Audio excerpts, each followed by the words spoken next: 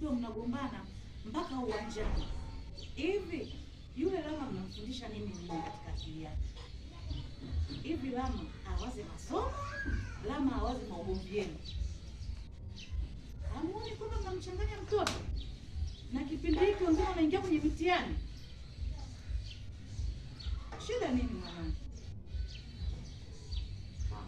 Kwa napenda sana.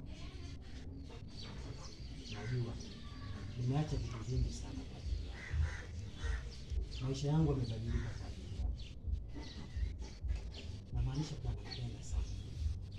Na ndio maana nikasema haya yote yanayotokea sasa hivi, kuwa mimi kuonekana mkorofi, napiga na Lama, kuna sababu.